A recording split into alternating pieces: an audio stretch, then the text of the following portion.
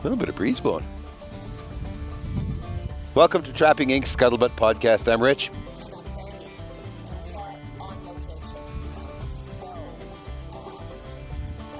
Exotic. I'll tell you what, I'll take this location any day.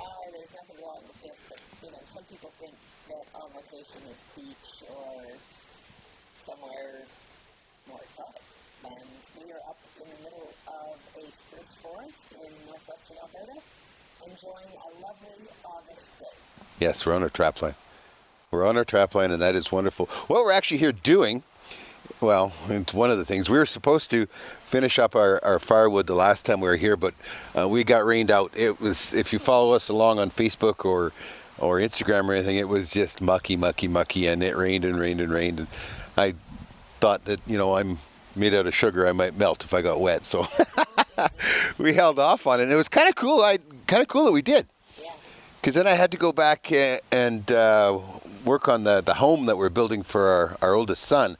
And while I was there, I got to visit with Range Road, the makers of the wood splitters that we use. And he's just brought out a new model, and this is now a kinetic model, and rather than the hydraulic one that we've been using so far. And so he says, go out, abuse it, use it, see what works, what doesn't work, and let me know. And that's kind of cool being on that. Yeah, well, ooh, I see what you done there. I see what you done. So we get to be on the cutting edge and get to recommend some of the changes and that to be done. I noticed that the serial number on it is like 02. Oh. So we are pretty cutting edge. Look at the size of that dragonfly. Wow, That's hilarious. There he goes. One little hoof was caught on. And they have a lot of hoofs. Well, the thing about them, though, I mean, we love dragonflies because they eat all the biting bugs. The horseflies. Out here in June, it's hard to talk. The horseflies are so heavy, so thick. They fly in your mouth, and they're mealing themselves. 2 of them, and you're over full. Well, munch on our gray boy here. I don't know what it is about him, whether it's just his color or if he smells good or I don't know, but those horseflies take after them like nobody. Most things bite him. He's funny because you'll watch him out here, and he'll be running along, and all of a sudden he will just hit the ground and roll, and just hit the ground and roll. He's just trying to, I guess, rub off the bugs or whatever. But to get back to the wood splitter, this is a 34-ton model, and it's a kinetic, which means that there's 2 80-pound flywheels in there that turn, and through a belt, rack and pinion, or gear system, it transfers the momentum from those 160 pounds into the force that pushes the ram. And it's really cool because we never stalled it once. No. We filled that wood box back there, has 6 cords of wood, and we never stalled it, not once. No, and there's people can say we don't really have wood up here, but I mean we cut beetle kill pine for what we have to burn in the cabin, and some of that is really naughty, brutal stuff that you're going to chop it by hand with an axe. So this thing, I don't care if people say, I like it.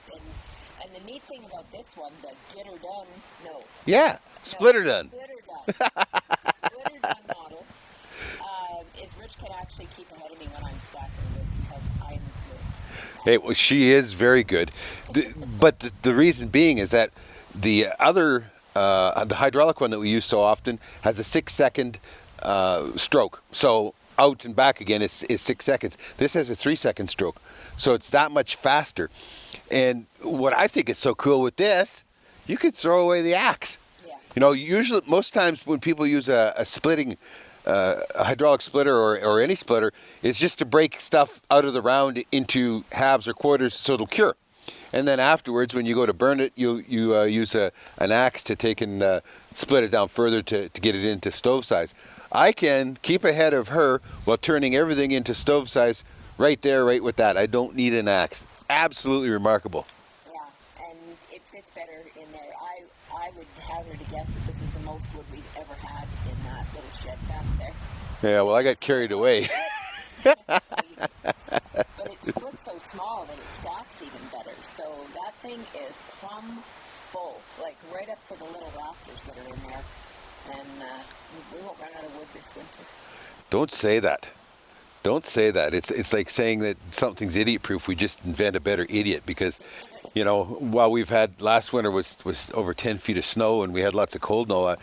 Don't say that we won't run out because God knows what might come down the path at us. Then there is still some standing debt that we can go get if we absolutely have to. Well, we have some pretty cool news. In Canada, we air on Wild TV. That is the channel that we air on. And I just got notification from the director there, the programming director, that we are number one. Our show is number one on the channel. And that is cool because that's a lot of very serious competition that we've got out there. Any hunting or fishing show you want to name, we're the only trapping show. Yeah. But maybe that makes us the tall poppy in the field. I don't know. No, well, I'll take it. Yeah. The folks that watch the show and the folks that sponsor us to be on the channel, it means a lot to them, means a lot to us. Absolutely. We've always done very, very well on the channel, but for them to actually phone us up and be concerned that we only have 1 year left in our contract with them. It certainly is. One of the things we did, we're getting a lot of questions on Facebook and YouTube, and that is why our season 4 hasn't gone out yet onto YouTube. And here's the reason. We changed our release date. For our new season. Yes. 2018. So all the previous 3 seasons, our release started on January 1 of that year. This year we moved it back to the start of the second quarter, so April 1. And the reason for that is we were just a couple of disasters away from failing to fulfill a contract. We have to, if you're going to be on the air come the 1st of January, you have to have 4 shows to close captioning by the 9th of December. Well, heck, I mean, our season really starts here for us. I mean, it starts 1st of October, but we don't really start trapping until end of October, and that's just muskrat. November is marten and all that, but marten and fisher, and then lynx and otter are in December. All I need is 2 or 3, disasters, and all of a sudden I don't get my first 4 shows to close captioning, and I'm in violation of my contract. So I've had pretty close. The last year was the closest ever. I got my 4th one in, like it was going through the pipe on the broadband with about seconds to spare, and it was. The fact is that we were ending up with fur that was going on TV. People were watching it on TV, and it still wasn't dry in the fur shed yet. Well, there's a lot that goes into this, and it's just the 2 of us for the most part, although you do travel to have an opportunity to trap with other trappers across Alberta, and a guest of some that are in Saskatchewan. Oh yeah, we've been in Saskatchewan, we've been in the territories, BC, the Yukon, all those places we've been in. It's wonderful to go visit people. Travel adds to, we have our regular travel to come up here, but when you go somewhere else, it's usually further. Well, that's part of it though, is that we need more exposure. We need more promotion in other markets and in the U.S. and that, so that we can once the numbers get up, then we can do even more, right? We can afford to do more, and because a lot of stuff that I want to go do, whether it's back east in Ontario, Quebec, or even further north, up to the Arctic Ocean, or south down into for Missouri raccoon or bobcats in Wyoming or whatever, I'm going to have to fly, and that's pretty expensive. So we need to get those kind of that financial house in order. Yeah. Wow. Financial house. Well, it all comes. It all comes. It goes back to, though, that the most precious thing in a trapper's life is time, right? Yeah. There's- Well, I think for all of us, if we were honest with each other, it would be the most precious thing is time. You can make more money and you can make more of everything else, but when the clock ticks ahead, time is lost. So can't build any more of that. Nope. Nope. So, I mean, part of it out here, we don't spend a lot of time out here during the summer when most people would like to spend time at their cabin because we have so many other irons in the fire. We do what we need to do as far as getting wood and any maintenance and like I believe next year on the schedule is a new stove in there, a new wood stove. Probably have to replace this other half of the roof I think so, yeah. over here. I think so, but that's gonna be next year. Our most of the time out here is in the winter, and I had an email from a fella just yesterday, and he was talking about he's from South Carolina, or North Carolina, pardon me, and he said, I just can't believe. He says I would love so much to come up and visit you people and to see that, but he says I don't know how you stand to live in that weather. No, he doesn't. But it all, I mean, it's beautiful. It is a beautiful place in the wintertime, but it is harsh. It's very harsh. Well, it's got its own austerity, though, and I mean, you got to admit that you love a 20 below day, walking out and the sun's shining across the. As long as the wind isn't blowing, you can put up with a lot of temperature. Yeah, and these guys are so-good dogs, but we can't go too far, even in -20 weather with them. But it's still, they love to get out and run in the snow, and it's really nice for all of us. And the fresh air. The thing about this country is that it's dry here, so we don't have those fogged-in, locked-in days unless it's snowing. And usually they have bright sunny days, very much like the summer, only much colder. Yeah, we have a friend, a fellow. He's a professional outfitter that we go hunting with in Africa. Guy Swart is his name with Wild Horizon. Yeah. Wild Horizon is the name of his outfit. And he comes over and does a trade show in March every year in Alberta, in Edmonton. Yeah. And he always says, why do you people live in this place? And his son, Ryan, he's got a very nice son there. He must be 16 now? Oh, no, I think he's 17 or just about 18 now. No. Done school. Time is sliding by, isn't it? Anyway, he's very much into hunting and fishing and all that sort of stuff. And I think he wants to be a PH, follow his dad and be a PH in South Africa, which is very admirable. It's quite an honorable profession there. But he wants to come over and he wants to, do some skinning and check out all this crazy fur and that we have. And he says to his dad, he says, but Dad, I must go there and witness all 4 seasons. And his father says, no, you don't. You might think you want to, but when you're in the middle of winter over there, you might change plans and want to come home. Well, part of it is, though, I mean, if you're going to be out in this stuff, if you're going to be stupid, you better be tough, right? Yeah, and people who live up here understand that, and there are still some people that, drive to Edmonton, let's say, break down on the side of the highway, no one has winter boots on. I know somebody that just happened to last winter. No kidding. Was it cold? Oh, it was cold, yeah. It's just one of those things, though. When you get into a vehicle, I mean, when you drive back and forth, it's about 30 miles or 50 kilometers from our house to where you work every day. And you have a full set of winter clothes in there, winter coat, pants, like insulated pants. You have winter boots and toque and mitts and everything. If you broke down, you're okay. Yeah. And You can walk at the very least, I can't imagine people who would take off and head for Edmonton and not have all that with them. Yeah. I mean, Well, I can. I know such a person. well, when you're that dumb, though, I mean, it comes into a friend of ours, John Porter from Best of the West. We were turkey hunting? Yeah, we were turkey hunting in Wyoming. Okay. Wasn't it? I don't know. I guess we were. I think we were, because then we were shooting gophers. Well, prairie dogs, Prairie dogs. yeah, which is slightly different than our gopher. They're quite a bit larger, but at 1,000 yards, not that much larger. They don't look very much bigger. We were out with and anyway, so we're sitting around.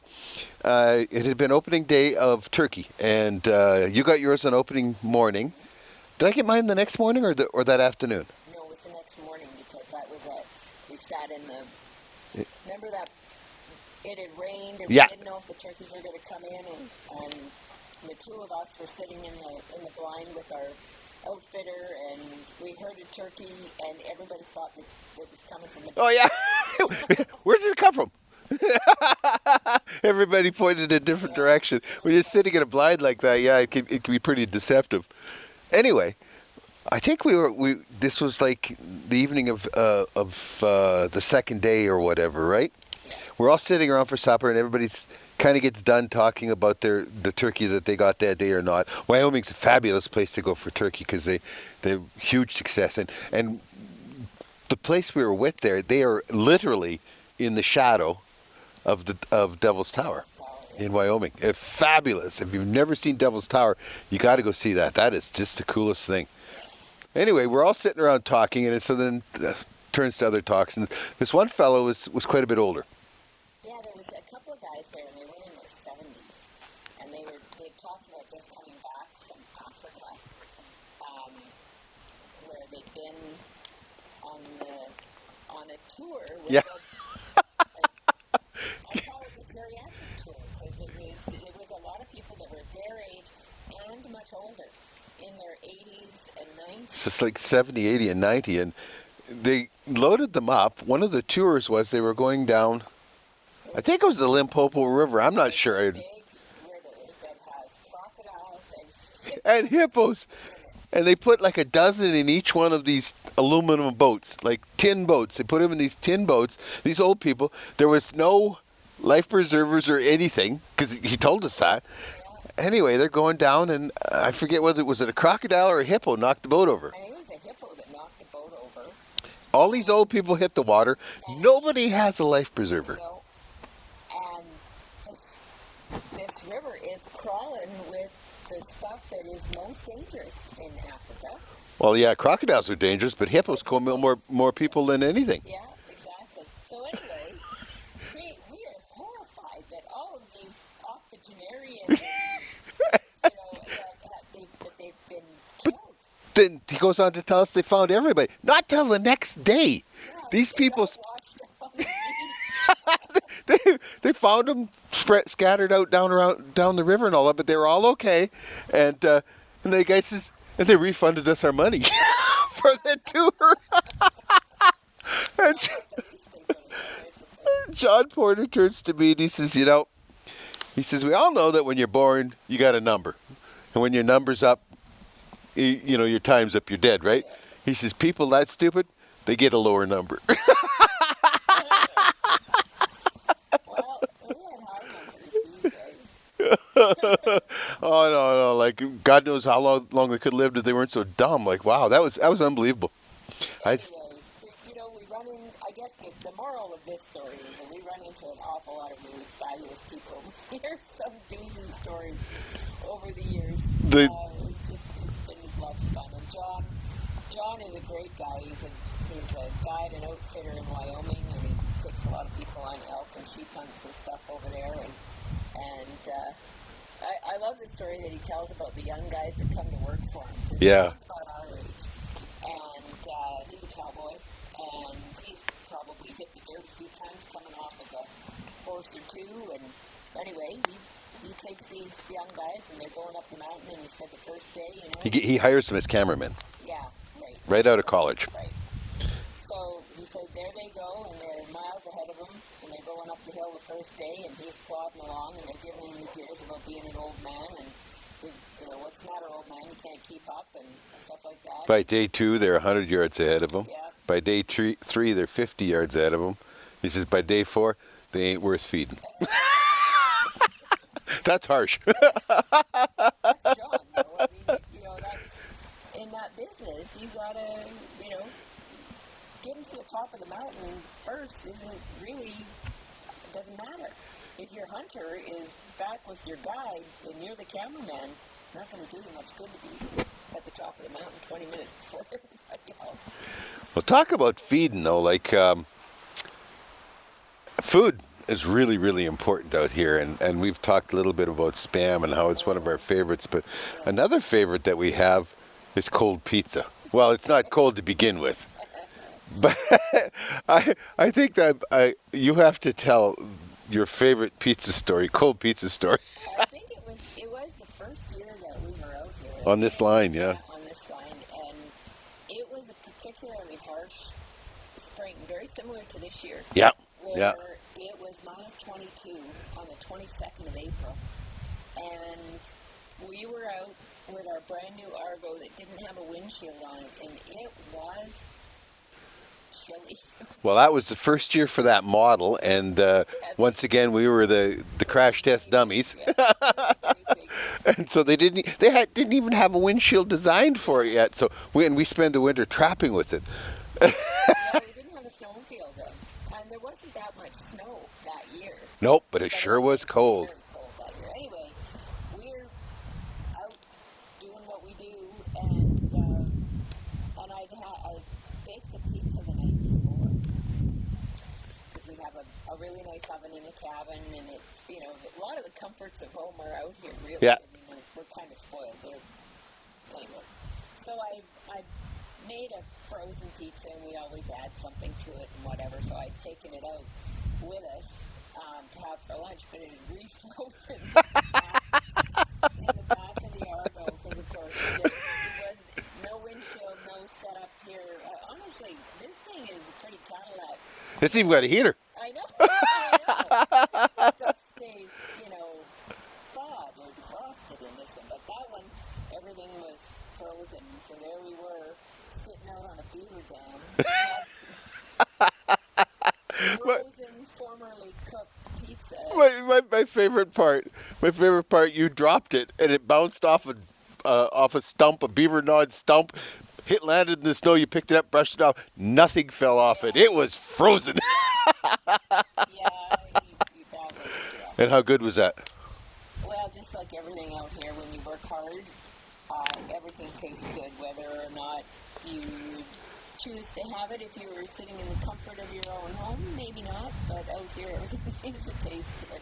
That reminds me of another story of that winter when we in November we were setting up on the fly a whole bunch of new marten and fisher trails, and it was, once again, we didn't have no top on it or anything, and it was really cold. We were hitting in the minus 30s there, and she was cold, and I'm just so eager just to keep going. Right, I need to keep another box, over the next hill, and working hard, but.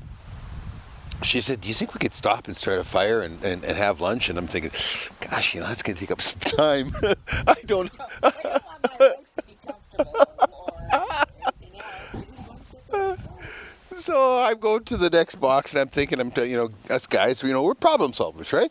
We're problem solvers. So I'm trying to solve this problem, and I'm thinking, well, I think what the situation is, I'm moving around a lot, and I'm staying warm, which isn't true either. I just run hot. I run hot all the time. So you could have been doing a lot of stuff and not stayed warm. But so I decided, I figured I had a solution, and I said, when I stop to put this one on, you just run down the road to the next one there, and I'll catch up to you. You'll get warm moving. And if I'd have thought it was cold in that Argo before that. Problem solver. He says. Yeah. That might have bought him a few more problems than having to solve them. Well, I mean, problems do happen. Well, you always have to be prepared out here. I mean, cold is one thing, and we laugh and joke back and forth about these kinds of things, but it can be serious in a big hurry. Well, and a lot of times, we get a lot of email and text and Facebook and all that, where people say, "How come we don't see you, when falling through the ice and all this kind of stuff, like on the reality TV show?" So I say we fall through, but we are so busy trying to save our hides or our gear or whatever. There's no time to go turn the camera on. I mean, it's her and I. Yeah. You know, so if she's in front of the camera, I'm behind it. We don't have a big production company. And Nope. That's what makes it real for us, I guess. So reality, I guess we like to say that we put the real in reality TV because we don't create drama. Nope. For the sake of the viewer. I think what we do is interesting enough. Seems to be, since we're number one on the channel, but there's times when it's ugly out there. There's times when he's come home soaking wet. Soaking wet and then frozen. Yeah, it was cold. It was just about 30 below that day, and I was chasing otter, and for most of you folks down south, you'll never understand this because you don't chase otter when it's frozen. You don't you don't end up with ice. But we chase otter all winter long here, and it's cold, it's frozen. Now there's two distinct sets, or the sets break down into two general areas. One where you're setting a hole or running water or something, where they're accessing water, and another is where you're setting on their trail, where they're going from one spot to another on the water or in between the water. The day she's talking about in particular, I had found a place where the otter were going in, and they just have a little hole. Like literally a 30-pound otter goes down a hole like that. So like that, for people that aren't watching us on YouTube, how big is a hole like that? Like a 4 or 5 inch diameter hole. Yeah. Yeah, they can go right down it. It's just amazing. Like they can knock the top off of a muskrat push-up and go down through that. Yeah. And so I'm always surprised at how small of a hole a otter can go through. But that's what is. There's this hole, and it's down through the ice on a beaver dam, and it's right next to the cattails. Okay, so one of the things about cattails is, in the summertime you can usually walk on the cattails. If you're careful stepping from lump to lump, it'll hold you up, right? And usually it's at the edge of the cattails where the bottom changes and there's quite a drop off or whatever. So I had found this the day before, and I'm back checking it. And what I'd done is I'd put a 330. If you watch the show, you see where I put a 330 on body grip trap on a pole, and I take and reach it out and tilt it over so that it covers this hole. So when they either go in or out of the hole, boom, I've got them. If you watch the one show this year, show number, I don't know, 9 maybe? I think it was number 9. And it was on otter, and I actually have one going into a 330 that way on camera. Yeah. Unbelievable. Yeah. That just doesn't happen. No. It's unbelievable to see an otter, let alone to watch one go in a trap. Anyway, I have this sitting out there, and so I'm being very careful. I mean, it's 30 below or pretty close to 30 below that day, and I'm walking up to it, and I'm walking in the cattails, because cattails are your friend, right? This is what's always in your head. Mm-hmm. Is cattails are your friend. Somehow, the cattail gives out underneath me, and I start falling, and I am going to fall, like my face is going to hit that 330. I am going to 10 ring that 330 with my nose. I am just going like that. I managed to get rolled sideways so that I landed on my left shoulder, and I went through the ice like it was paper thin. So as I'm going down through the water, big shock and all that, but all I can think about is there's a 330. It's either sitting on top of the ice, or it's following me down through the hole. So I'm really scared to even move, because I could be shoving my hand out into a 330, a set 330, right? So not only might you drown under the water, but you might get snapped through the 30th. I just about drowned trying to figure out what to do. I was like, panic. So finally I was like, well, okay, it's either come with me or not. So I rolled over, keeping my hands and arms close to my body, and I rolled over and looked up and couldn't see nothing, because I'm in water the color of very dark tea, and at that point then I pushed up off the bottom. I'm being careful though, because I didn't want to step, back into that trap or whatever. Turned out that it was just hanging off the edge of the hole up above and hadn't fell in. But now I got out of there and got back to the machine, and one of the things you asked me, because I was I don't know 20 kilometers, so it would be about 12 miles away from the cabin. And you said, why didn't you build a fire? Well, by the time I built a fire and stripped everything down, got everything dried off, it was hours and hours. And I figured I could make it back. I was on a snowmobile, and I figured I could make it back fast enough. But when I got back, I was froze. Like, how long did it take to thaw off enough? Yeah, just to get you out of your clothes. Yeah, I was froze into them. Yeah. It was an ugly time, but again, you know, you don't stop what you're doing to get the camera out to film it all. You're just too concerned about making sure that he's going to be okay. Well, and it was weird because knowing what I know about hypothermia and knowing what I know about being aware, checking back through. So I'm wiggling my toes and making sure I've got feeling in them and everything. And my boots are frozen solid. Like I couldn't even get out of them for 20 minutes inside the cabin. But part of it is that my metabolic rate is high. Yeah. But the other part is that you're very conscious and aware, so you're a little bit amped up.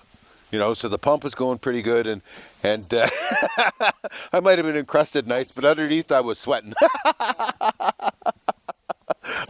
made it back.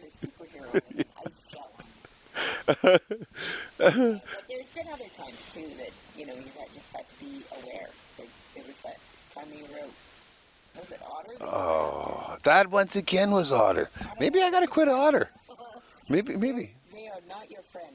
Well, they just try and kill me. That's all. I mean, I get an unscheduled bath or two a season because of them going through the ice. But this time, it happened to be there's this little old road, and there's a culvert through it that like the road's been abandoned, so they should have jerked the culvert out, but they haven't. But the culvert goes from one fairly good body of water to another, and the otter were getting in underneath the ice on the one side and swimming through the culvert. So I pounded a hole through, and there was lots of water, so I could set a 330 down in a stand, right, to block off this culvert. And I've got this fetish, and I know I have this sickness, and somewhere out there is a help group for me, but it's like sharp-bladed sickness junkie people. Anything I own, if it's got a blade on it, It has to be the sharpest thing known to man. I have in the back of this Argo right now, there is a 3.5-pound general purpose axe that you can shave with. I I can't help myself. I just can't help myself. If they've got an edge that's supposed to be used for cutting, it's got to be sharp. And so I had this hatchet, okay? And here's the stupid part is when I lift open the toolbox, there's the hatchet and there's a hammer. I grab the hatchet. I don't know why. Of course, the backside of it is razor sharp. And at that time, I'd set a bunch of traps, so I was out of my good H stands, and I had an old ladder. Basically, that's what it looks like. It looks like a wooden ladder, and so you have two poles that go vertical, and then slats 1x2 or whatever slats that go sideways. That would be like the steps on a ladder, and then you put the 330 in between. Where those slats are, so the slats stop the beaver or otter from going above or below, and they go through the 330. So this anyway had one slat where I didn't want it, so I had to pound it off, and I grabbed that blessed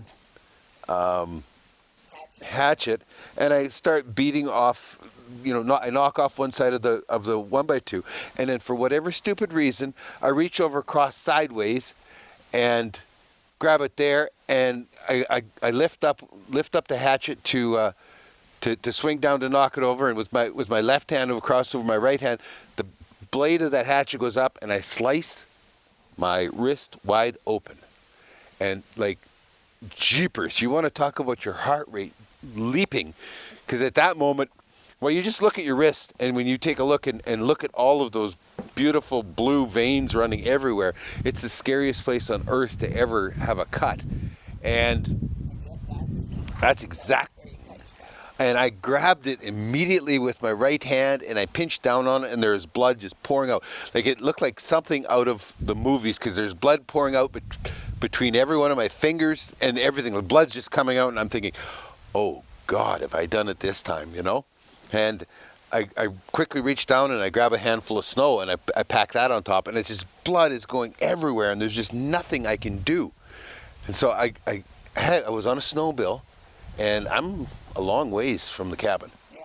I'm 9 kilometers from the truck, and another 2 kilometers from there to the cabin, and I got to use my right hand to hold my wrist closed. So how are you going to drive? Was it the snowmobile? It was a snowmobile, so How are you going to drive a snowmobile with no hands? it was stupid, but I managed to use my left thumb and hand to steer. Here, you are really hit with those dragonflies today. Another one landed on you. While holding my wrist closed with my right hand, I drive with my left, and thank God that my trail is so well developed that, I mean, basically it's like a train. You're on tracks, right? And I managed to drive to the truck, and I don't know what to do because I'm still bleeding, and you're constantly checking everything. Do I feel lightheaded? Yeah. Do I feel like I'm going to pass out? Sure. Do I feel like I'm going to get sick? Yeah. And most of it it's your mind doing it to yourself, but you're still going, right? The will to carry on. So I don't know what to do. Like Sandy's not here or anything else, so I get to the truck, and I can think about is quite often when I cut myself on a job site or whatever, I just use crazy glue and glue myself, right? And I've got crazy glue in the truck. Well, it's how cold it was that day. It was 20 or 30 below or whatever that day as well. So I get the truck open, which was really interesting. I mean, there I am holding my wrist closed, and I have a Ford truck, so I have a keyless entry, and I get in, and I find the glue, and it's frozen. What do you do now? So where's the warmest spot on your body where you can thaw something? Armpit? No, your crotch. It was, and I had no chance of getting to my armpit because you got to remember, I'm holding my left wrist closed. I can undo my fly, and I can stuff the frozen glue in, snug it up alongside the boys, and that was a whole new experience all in its own. Because it was so cold. I finally get it thawed, and the great thing about crazy glue is that it likes moisture on the. Sometimes if materials are too dry, like wood and that, it takes a special kind of crazy glue because it's so dry. Well, I had lots of moisture there, so I took and it let it open, and the gap's open, and it's like I blink when I see how big of a gap is in there, and I take and run some crazy glue in it, and I hold her tight. Well, the effect, I don't know if you've ever used crazy glue on yourself, it burns. When you've got a huge whacking hole like that, it burns extra. So anyway, I got it closed up, and I was all the way back to the truck, and before I glued it, I'm thinking, if I can just get it stopped, I'll go home and all that. And by the time the night was out, I stayed. I got some bandage on it, and I figured, I ain't passed out. I ain't lost too much blood. I ain't got sick, so I'm okay. Away we go. Now we have out here a stapler. Yes, a medical stapler. Stapler, and we do that because, of course, we got the dogs running around here too, and occasionally they get into stuff that we're a long ways from a vet or anybody that can help us. So we have that to help them, and it's also good for. You know what? It works good, guys. And I mean, you get it all pulled together and shoot a staple in. You want to be dedicated because after that first one, it's a hard deal to pull the trigger the second time. Yeah, that reminds me of. There's a lot of these stories that have to do with him hurting himself out here. But you were, I think you knocked that thing. Did I? There. Okay. He was out here. We were out here one weekend, and you were doing something. I was working on the woodshed. Yeah. So he's working on the woodshed, and he's got his air nailer, and he's got The compressor and yeah. and lines strung out everywhere, and it's a Sunday morning, and we're going to go home probably after lunch, but he wants to get the shed done, so he goes out early in the morning, and I'm making breakfast, and all of a sudden I hear him yell, and I'm ripping out here, because you can tell, can't you, when your partner is in distress or whether he's just being a goof? Well, this was definitely in distress, so I came running out here, and he's yelling at me to get the pliers out of the back of the auto. he shot himself in the knee with his pneumatic nailer. Yeah. So like not a finishing nail. 3.5 inch.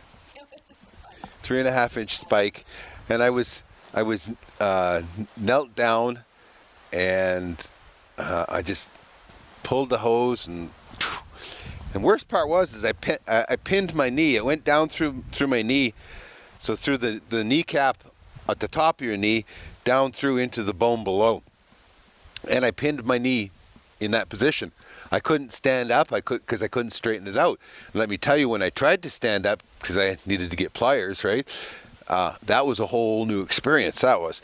It had pushed in so far that it was dimpled into my jeans, but it hadn't gone through the jeans. But she was full buried. We were set all the way. So, 35 years. 35 years of using pneumatic guns and nailers and all that. And I guess you just run out of respect, and I wasn't respecting it enough. And one oops. Yeah. One oops, and Anyway, I gave him the pliers. I got a hold of it. I had to push down hard and grind it in there so that I could get a good grip on it. And I'm thinking, good Lord, what's this going to be like? And your hands are clenching and moving. Oh, well, I'm thinking I better pull hard, because you know what?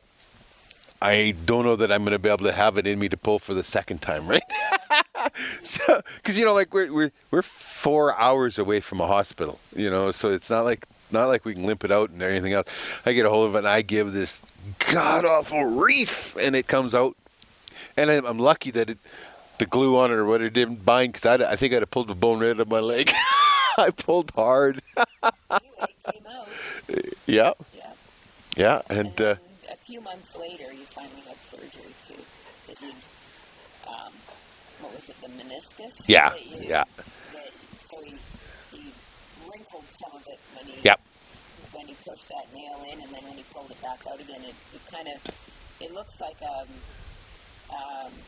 of like a mandarin orange skin. Two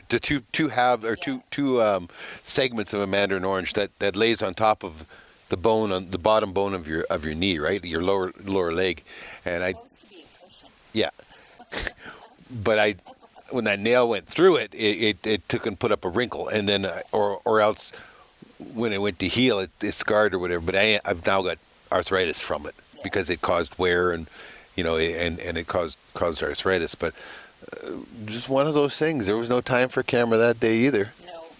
Well, that's the thing. I guess that's the point of the whole story, is that when we're out here and something happens, it's the first thing you run for is not the camera.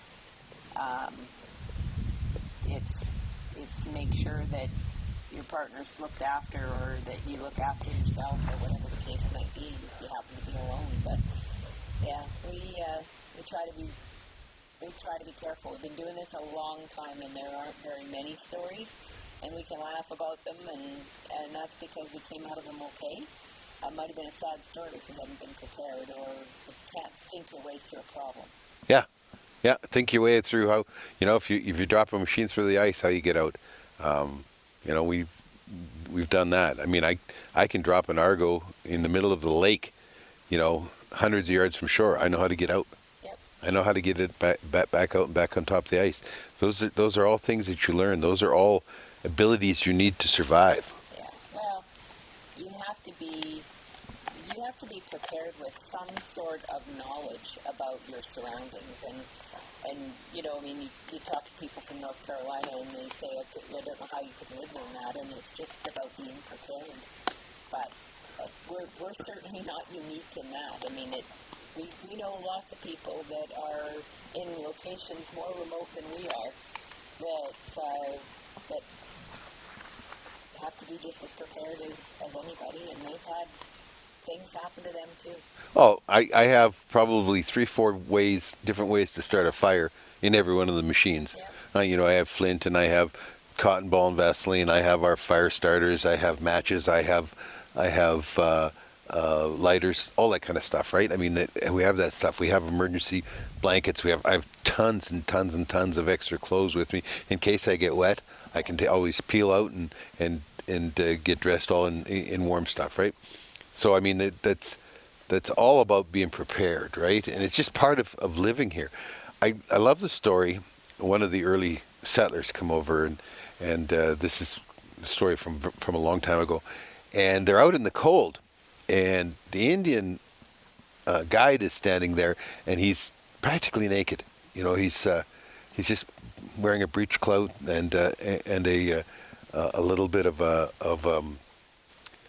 blanket around his shoulders, or cape, yeah. And the settler says to him, he says, how come you're not cold? And the Indian fellow says, well, he says, is your face cold? And the settler says, well, no, not really. And the Indian says, me all face. So part of it is you do get used to it. I mean, as the winter goes on, pretty soon, you know, if it's only 20 below and you're going from there to the outhouse, you know, you don't really need to get dressed, you know, that kind of stuff. I mean, you do get quite used to it. It's a good thing that we have those periods of going into the cold season. It wasn't just like winter all at once, because not minus 30. You know, not hotter than minus 30. Yeah, we don't have those kinds of extremes, but it's all about being prepared and knowing what you could potentially be in for. You know, sometimes it's a surprise that it happens, but you always know that it could. Absolutely. Well, I suppose we should probably wrap this up. Yeah. It's been a good storytelling here once again, on location. And Gunnar here would really, really like us to be done talking, so somebody will throw a stick for him, because he's trying to be patient, but patience is good. Please make sure to check out our Facebook page, Trapping Inc. Trapping Inc. TV. Yes. Our YouTube page is Trapping Inc. 2015. This podcast, of course, you can sign up for this podcast absolutely anywhere.